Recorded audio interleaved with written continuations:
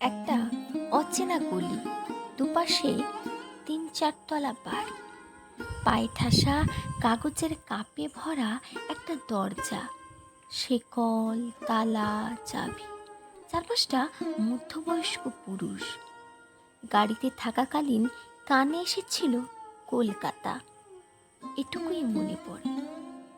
তখন শহরের পরনে রাতের ছদ্মবেশ, বৃষ্টি, সাথে হঠাৎ লোডশেডিং। জানি একসাথে হওয়াটা কঠিন, কিন্তু অসম্ভব না। সেদিন আমি চিৎকার করতে পারিনি, জোর ছিল না যে দুদিনের না খাওয়া গলায়।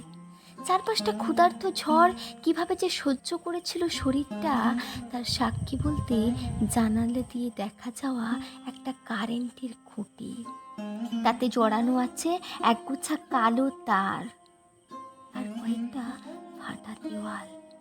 ঝড় থামার পর দুটো রুটি আর সবজি, সেই যে অমৃত খেয়েছি, তাতে এত সহজে মরণ কি আর হবে?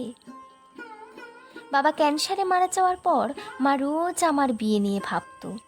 তারপর একদিন কাক টাকা ভরে গলায় দড়ি, পাড়ার মঙ্গলের দায়িত্বে থাকা কয়টা মাথা, তাদের দৌলতে আমার এই সংসার। অজস্র পুরুষ, কিছু রোজ, কিছু নতুন, এভাবেই মানিয়ে নিয়েছি। বারবার বলি ভুলে গেছি সব, কিন্তু সম্ভব না। এই যে বৃষ্টি সাথে লোডশেডিং মনে করিয়ে দেয় সব কিছু। জানি মেনে নেওয়াটা কঠিন, কিন্তু অসম্ভব না। সংসারের দুর্গড়ায় পড়ে থাকা প্রতিটা ইট ও কাপের অবশিষ্টাংশে জমে আছে তুই বেশ্যা, তুই পতিতা, তুই কুলতা। রোজ যেমন কপাল পোড়ায় দেশলাই বিড়ি সিগারেটের দোষে, তেমনই জলে মনটা। শহরের প্রথম বৃষ্টিতে ভেজার পর থেকে আর যেন চলে না শরীরটা। রাতের অন্ধকার রোদ ছুঁয়ে বলে তুই অলক্ষী, অপবিত্র। শরীরও প্রত্যুত্তরে বলে আমি অনিচ্ছায় কলঙ্কিত, এখনো স্বেচ্ছায় নষ্ট করিনি সতীত্ব। আমিও সতী, শুধু কলুষকালের ধূপে বৃষ্টি আসার অপেক্ষা। তখন আবার লোডশেডিংয়ের ভয় হয়। ঘরে বাইরে চেনা অচেনা গলায় রোজ শুনি নতুন ঝড়ের পূর্বাভাস। কার কপালে গিয়ে পড়বে সে বাজ? চেনা গলি, দুপাশে ৩-৪ তলা বাড়ি, আবার একটা গাড়ি এসে থামবে গলির মুখে। বেশ লাজুক একটা মেয়ে, বয়সেও অল্প। তাতে কি, সহ্য করে নেবে সব, মরবে তো না আর।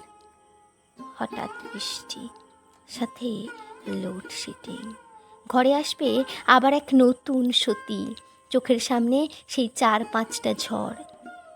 জানি একসাথে সহ্য করাটা কঠিন, কিন্তু অসম্ভব না।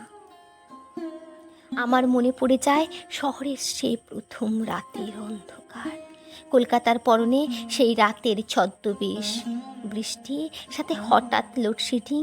জানি বারবার মনে করাটা কঠিন, কিন্তু অসম্ভব না।